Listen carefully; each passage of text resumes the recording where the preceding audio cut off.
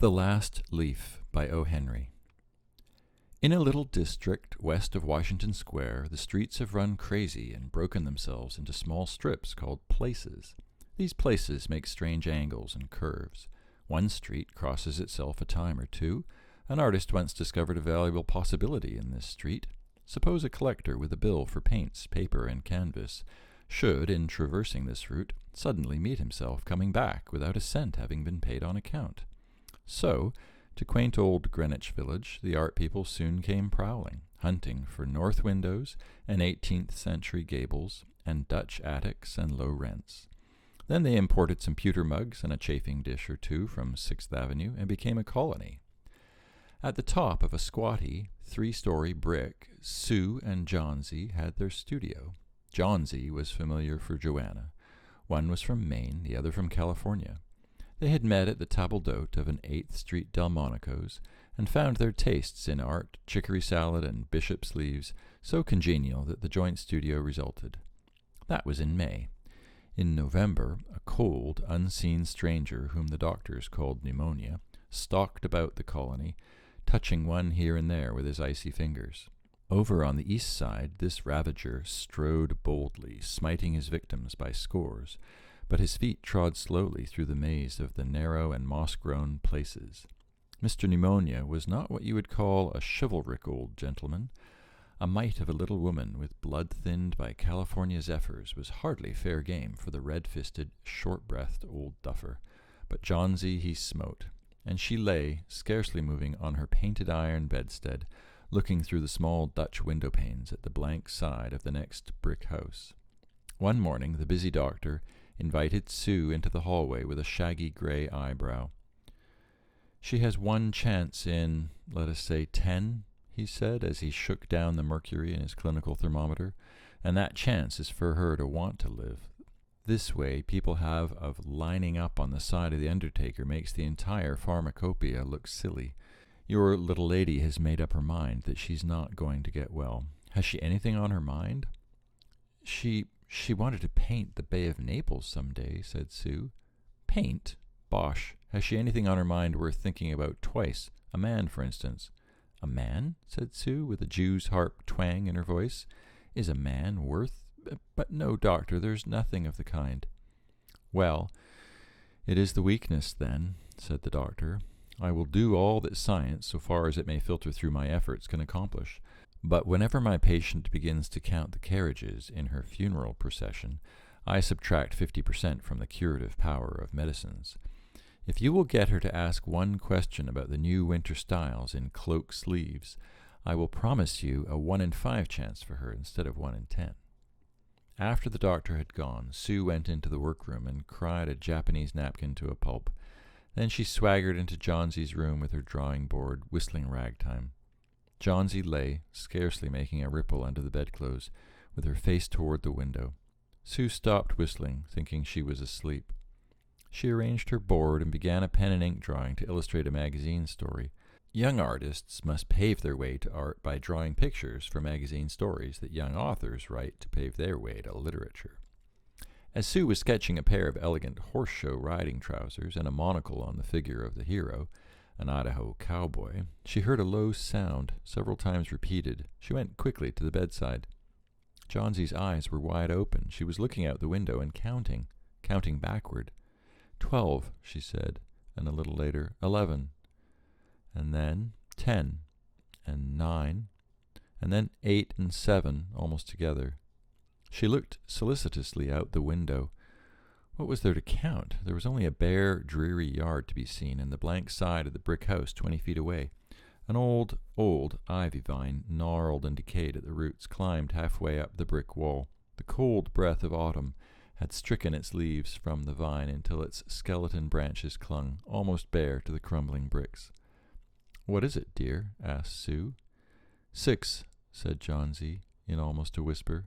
"They're falling faster now. 3 days ago there were almost 100. It made my head ache to count them, but now it's easy. There goes another one. There are only 5 left now." "5 what, dear? Tell your Sudie." "Leaves. On the ivy vine. When the last one falls, I must go too. I've known that for 3 days. Didn't the doctor tell you?" "Oh, I never heard of such nonsense," complained Sue with magnificent scorn.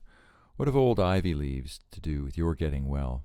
And you used to love that vine so, you naughty girl. Don't be a goosey. Why, the doctor told me this morning that your chances for getting well real soon were— let's see exactly what he said. He said the chances were 10 to 1. Why, that's almost as good a chance as we have in New York when we ride on the streetcars or walk past a building. Try to take some broth now, and let Sooty go back to her drawing, so she can sell the editor man with it, and buy port wine for her sick child and poor chops for her greedy self."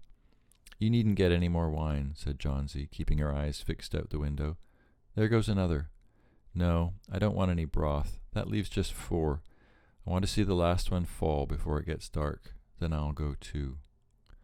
"Johnsy, dear," said Sue, bending over her, "will you promise me to keep your eyes closed and not look out the window until I'm done working? I must hand those drawings in by tomorrow. I need the light, or I would draw the shade down." "Couldn't you draw in the other room?" asked Johnsy coldly. "I'd rather be here by you," said Sue. "Besides, I don't want you to keep looking at those silly ivy leaves." "Tell me as soon as you've finished," said Johnsy, closing her eyes and lying white and still as a fallen statue, "because I want to see the last one fall. I'm tired of waiting. I'm tired of thinking. I want to turn loose my hold on everything and go sailing down, down, just like one of those poor, tired leaves." "Try to sleep," said Sue. "I must call Behrman up to be my model for the old hermit miner. I'll not be gone a minute. Don't try to move till I come back." Old Behrman was a painter who lived on the ground floor beneath them. He was past 60 and had a Michelangelo's Moses beard curling down from the head of a satyr along the body of an imp. Behrman was a failure in art. 40 years he had wielded the brush without getting near enough to touch the hem of his mistress's robe. He'd always been about to paint a masterpiece, but had never yet begun it. For several years he had painted nothing except now and then a daub in the line of commerce or advertising. He earned a little by serving as a model to those young artists in the colony who could not pay the price of a professional. He drank gin to excess and still talked of his coming masterpiece. For the rest, he was a fierce little old man who scoffed terribly at softness in anyone, and who regarded himself as a special mastiff-in-waiting to protect the 2 young artists in the studio above.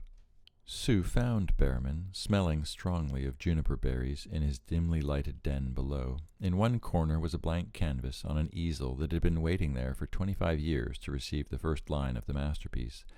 She told him of Johnsy's fancy and how she feared she would, indeed, light and fragile as a leaf herself, float away when her slight hold upon the world grew weaker. Old Behrman, with his red eyes plainly streaming, shouted his contempt and derision for such idiotic imaginings.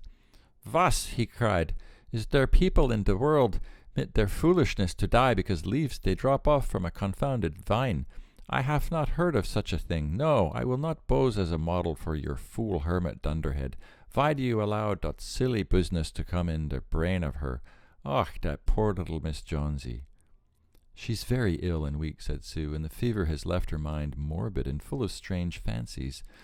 "Very well, Mr. Behrman, if you do not care to pose for me, you needn't. But I think you're a horrid old flibberty-gibbet." "You're just like a woman," yelled Behrman. "Who said I will not pose? Go on, I come mit you. For half an hour I have been trying to say dot I'm ready to pose.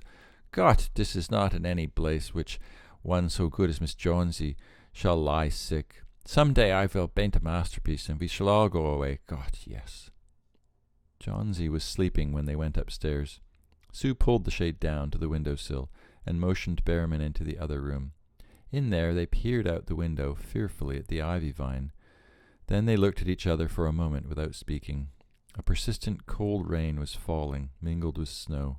Behrman, in his old blue shirt, took his seat as the hermit miner on an upturned kettle for a rock.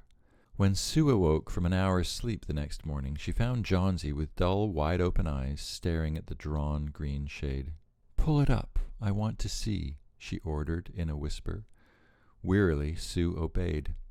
But lo, after the beating rain and fierce gusts of wind that had endured through the livelong night, there yet stood out against the brick wall one ivy leaf. It was the last on the vine, still dark green near its stem, but with its serrated edges tinted with the yellow of dissolution and decay. It hung bravely from a branch some 20 feet above the ground. "It's the last one," said Johnsy. I thought it would surely fall during the night. I heard the wind. It will fall today, and I shall die at the same time." "Dear, dear," said Sue, leaning her worn face down to the pillow. "Think of me. If you won't think of yourself, what would I do?" But Johnsy did not answer. The lonesomest thing in all the world is a soul when it is making ready to go on its mysterious far journey. The fancy seemed to possess her more strongly, as one by one the ties that bound her to friendship and to earth were loosed. The day wore away, and even through the twilight they could see the lone ivy leaf clinging to its stem against the wall. And then, with the coming of night, the north wind was again loosed, while the rain still beat against the windows and pattered down from the low Dutch eaves. When it was light enough, Johnsy, the merciless, commanded that the shade be raised. The ivy leaf was still there. Johnsy lay for a long time looking at it, and then she called to Sue, who was stirring her chicken breast over the gas stove. "I've been a bad girl, Sudie," said Johnsy. "Something has made that last leaf stay there to show me how wicked I was. It's a sin to want to die. You may bring me a little broth now, and some milk with a little port in it. And, no, bring me a hand mirror first, and then pack some pillows about me, and I'll sit up and watch you cook." An hour later, she said, "Sudie, some day I hope to paint the Bay of Naples." The doctor came in the afternoon, and Sue had an excuse to go into the hallway as he left. "Even chances," said the doctor, taking Sue's thin, shaking hand in his. "With good nursing, you'll win. And now I must see another case I have downstairs. Behrman, his name is. Some kind of artist, I believe. Pneumonia, too. He's an old, weak man, and the attack is acute. There's no hope for him, but he goes to the hospital today to be made more comfortable." The next day, the doctor said to Sue, "She's out of danger. You've won. Nutrition and care now, that's all." And that afternoon, Sue came to the bed where Johnsy lay, contentedly knitting a very blue and very useless woolen shoulder scarf, and put one arm around her, pillows and all. "I have something to tell you, White Mouse," she said. "Mr. Behrman died of pneumonia today in the hospital. He was ill only 2 days. The janitor found him on the morning of the first day in his room downstairs, helpless with pain. His shoes and clothing were wet through and icy cold. They couldn't imagine where he'd been on such a dreadful night. And then they found a lantern still lighted, and a ladder that had been dragged from its place, and some scattered brushes and a palette with green and yellow colors mixed on it. And look out the window, dear, at the last ivy leaf on the wall. Didn't you wonder why it never fluttered or moved when the wind blew? Ah, darling, it's Behrman's masterpiece. He painted it there the night that the last leaf fell."